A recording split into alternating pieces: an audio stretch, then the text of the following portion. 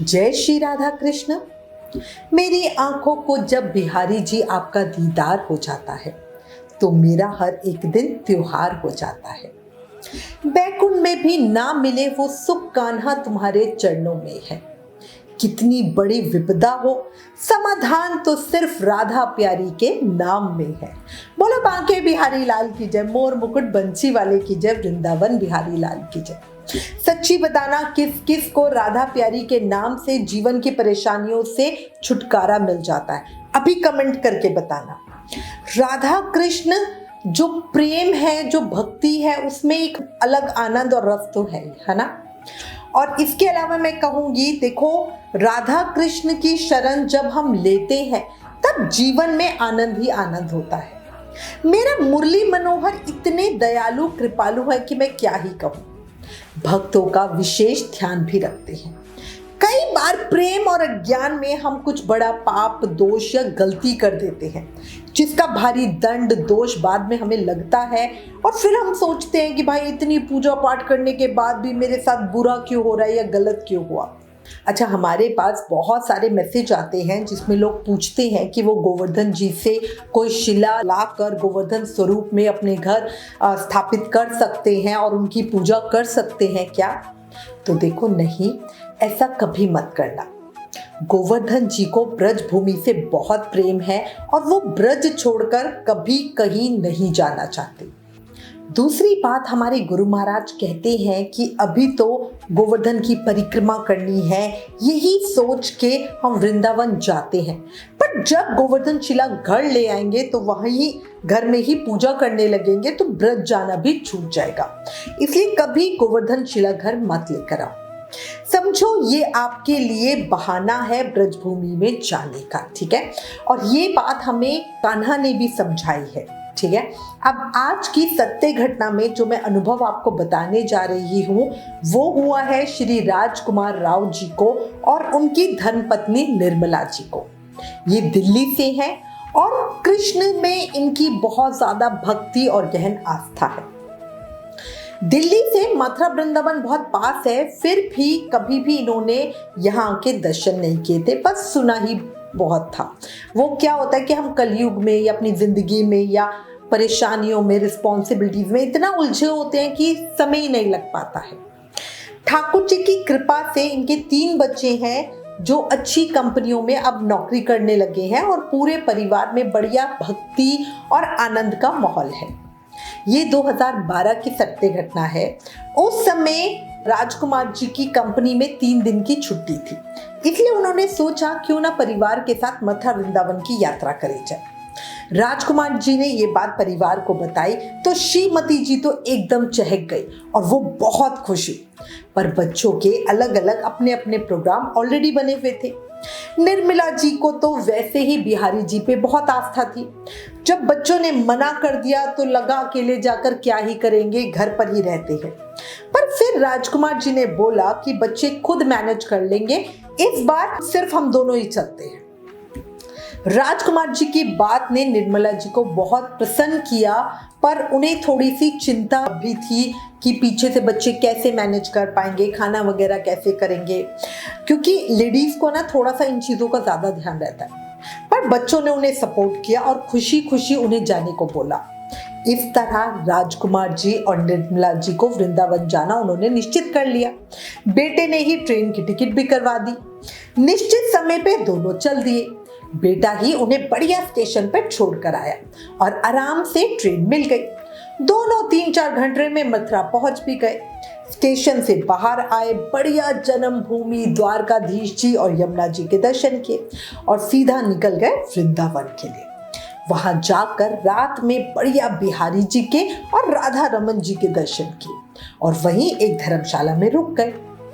अगले दिन सुबह गोवर्धन जाने के लिए वो निकल पड़े। पहला दिन इतना अच्छा था, मतलब एक ही दिन में पूरा मथुरा का भी दर्शन हो गए थे और इतने सुंदर बिहारी जी के दर्शन हुए थे, तो मन और आत्मा तो वैसे ही हल्की हो गई थी, ठीक है। अब वो गोवर्धन जी महाराज के दर्शनों के लिए निकले थे तो उनको बहुत अच्छा लग रहा था। पहली बार जब हम वृंदावन जाते हैं ना तो उसकी चहक महक और उसका जो प्रभाव होता है वो अलग ही होता है। अब दोनों सुबह करीब 11-12 बजे तक गोवर्धन जी पहुंच गए। गोवर्धन जी की परिक्रमा का उनका बहुत मन था, पर भाई धूप और गर्मी भयानक हो रही थी। मन में एक डर था कि परिक्रमा पैदल पूरी कर पाएंगे या नहीं कर पाएंगे। काफी सोच विचार करने के बाद उन्होंने निश्चित किया कि आज ऑटो से परिक्रमा करके रास्ते को देख लेते हैं, फिर अगली बार जब भी आएंगे तब पैदल परिक्रमा करेंगे, क्योंकि उन्हें तो रास्ता भी नहीं पता था और पहली बार आए थे। इसलिए उन्होंने एक ऑटो कर लिया। अब जो ऑटो वाले भैया थे वो भी बहुत अच्छे थे और वो उन्हें गोवर्धन जी की विशेषताएं बताते हुए लेके जा रहे थे। हर एक जगह उन्हें बता रहे थे, यहाँ पे ये है, यहाँ पे ये है, और जो छोटे छोटे पॉइंट्स होते हैं उनके भी दर्शन करा रहे थे। यहाँ ये है, यहाँ उतर जाओ, यहाँ के दर्शन करो। इस तरह बड़े अच्छे से उनको परिक्रमा करा रहे थे। बड़ी परिक्रमा संपन्न होने ही वाली थी, पर मानसी गंगा से काफी पहले उन्हें एक बड़ा ही सुंदर स्थान दिखा। उनकी इच्छा हुई कि क्यों ना थोड़ी देर हम यहाँ पे पैदल चले। उन्होंने ऑटो वाले भैया से कहा, भैया तुम थोड़ी देर यहीं आराम कर लो, हम कुछ देर यहीं टहलना चाहते हैं। ऑटो वाला मान गया और राजकुमार जी और उनकी पत्नी ऑटो से उतर गए और वहीं पे टहलने लगे। उस समय धूप ढल गई थी और बढ़िया हवा चल रही थी, तो ऐसे में ना आनंद ही अलग आ जाता है।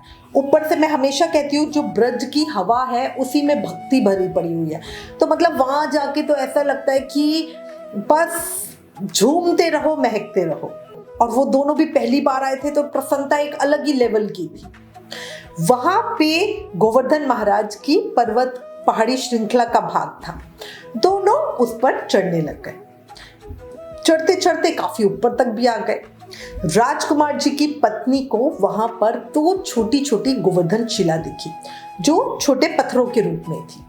उन्होंने सोचा, क्यों ना मैं इन्हें अपने साथ घर ले जाऊं और अपने पूजा घर में स्थापित कर दूं, ताकि घर पर ही गोवर्धन महाराज की पूजा की जा सके। भाई नॉर्मल है, हर किसी बंदे को ऐसे ही भाव आता है। जब हम प्रेम में होते हैं ना, तो हमें यही लगता है कि ये हमारे पास ही हो तो कितना अच्छा होगा।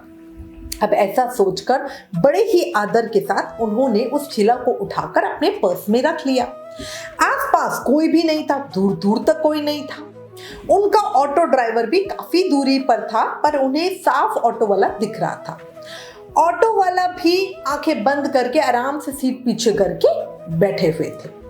निर्मला जी मन ही मन बहुत खुश थी और उन्हें ऐसा एहसास था कि वो कोई बहुत बड़ा खजाना, बड़ी ही अनमोल वस्तु लेकर जा रही है। राजकुमार जी और निर्मला जी प्रसन्न मन से इधर उधर देख रहे थे। अचानक ही एक 7-8 साल का बालक उनके सामने आके खड़ा हो गया।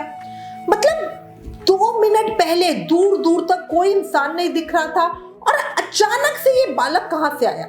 मतलब वो पहाड़ पर थे, अगर कोई नीचे से चढ़ता तो उन्हें दिखता ही, और अगर ऊपर पहाड़ पे था तो उन्हें वो भी दिखता। इसी बात को सोचकर वो ज्यादा हैरान हो रहे थे। उस बालक का रंग सांवला था, पर उसमें कुछ एक अलग से आकर्षण भी था। उसके कंधे पर पीले रंग का एक गमछा सा था और नंगे पांव था और पीली धोती पहने हुए, हाथ में डंडी लिए हुए वो ग्वाल बाल सा लग रहा था। अब वो बालक उनके पास आया और बड़ी प्यारी मीठी सी ब्रज भाषा में बोला, मैया जी क्या कर रही हो। अब राजकुमार जी उन्हें अचानक देखकर पहले तो थोड़ा हैरान हुए, थोड़ा घबरा भी गए और एकदम बोले, क्या क्या कर रहे हैं हम? गोवर्धन जी की परिक्रमा करने आए हैं और क्या। तो वो बालक बोला, याते ये मत लेके जाइयो। अब राजकुमार जी बोले, हम क्या लेके जा रहे हैं? तो बालक ने पर्स की ओर इशारा करते हुए कहा, ये तो गिरिराज जी हैं, इनको वहीं रख दो, जाते उठाया हते हैं। अब राजकुमार जी की पत्नी बोली, हम तो इन्हें ठाकुर जी के रूप में अपने पूजा घर में स्थापित करेंगे, इसलिए लेके जा रहे हैं। तो बालक ने कहा, नाय नाय, जे लेके गए तो मुसीबत में फंस जाओगे और लौट के फिर यहीं आना पड़ेगा। राजकुमार जी हैरान थे कि बालक को कैसे पता चला कि उन्होंने वो पत्थर उठाए हैं। वहां तो दूर दूर तक कोई भी नहीं था, बालक ने कैसे देख लिया। उनकी पत्नी थोड़ा सकपका भी गई, जैसे उनकी चोरी पकड़ी गई हो। इसलिए किसी अनिष्ट की आशंका से उन्होंने वो मोहक पत्थर जहां से उठाए थे वहीं पर सम्मान के साथ वापस रख दिए और मन ही मन उस बालक को धन्यवाद भी दिया। वो बालक ठीक सामने वही खड़ा हुआ था। राजकुमार जी जेब से कुछ पैसे बालक को देने के लिए निकालने को ही हुए और जैसे उन्होंने सर उठाया अगले क्षण वो बालक वहां नहीं था। मतलब सोचो, जेब से पैसे निकालने में कितना ही समय लगता है, और अगर बालक भागता भी तो भागता दिख जाता, आवाज होती है भागने की, पर वहां दूर दूर तक भी कोई नहीं। एकदम अचानक से ऐसे कैसे कोई गायब हो सकता है। उन्होंने इधर उधर खूब खोजा, आवाजें दी, पर कोई नहीं दिखा। दूर दूर तक उस बालक का कोई अता पता नहीं था। वो दोनों जल्दी से अपने ऑटो के पास आए और बालक के बारे में पूछा तो ऑटो वाले ने बोला कि उसने तो किसी को भी नहीं देखा। राजकुमार जी ने ऑटो वाले से पूछा कि क्या यहाँ से गोवर्धन शिला को घर ले जाना ठीक है? तो ऑटो वाले ने बताया कि यहाँ से पत्थर आदि कोई भी चीज नहीं ले जाते। गोवर्धन जी ब्रज भूमि से अलग नहीं रह सकते। मन ही मन दोनों ने उस बालक को धन्यवाद दिया, जिसकी सलाह से वो किसी अनिष्ट से बच गए थे। और निर्मला जी को दिल से लगता था कि वो उनके कृष्ण ही थे, जो उन्हें परेशानी से बचाने स्वयं आए थे। बोला भक्त और भगवान की जय, मेरे मुरली मनोहर नंदलाल की जय, गोवर्धन महाराज की जय, रस बरसाने वाली की जय। मेरे कान्हा, तेरी मेरी प्रीत पुरानी, शक की ना कोई गुंजाइश है, रखना हमेशा चरणों में ही, बस यही छोटी सी फरमाइश है। बोलो बांके बिहारी लाल की जय, मोर मुकुट बंसी वाले की जय, वृंदावन बिहारी लाल की जय। अगर मेरे ठाकुर की कृपा की इस सत्य घटना ने आपके दिल को छुआ, आंखें नम हुई, शरीर में थिनकन हुई और मन से यही प्रार्थना निकली कि ठाकुर जी हमसे भी कभी कोई गलती हो तो ऐसे ही आके हमें भी बचा लेना, अगर मन से आपकी यही प्रार्थना निकली तो प्लीज कमेंट करके एक जयकारा जरूर लगाओ और प्लीज इस वीडियो को सबके साथ शेयर करो, कहीं कोई और भी गलती ना कर रहा हो। Please like, share and subscribe. Thank you. जय श्री राधा कृष्ण।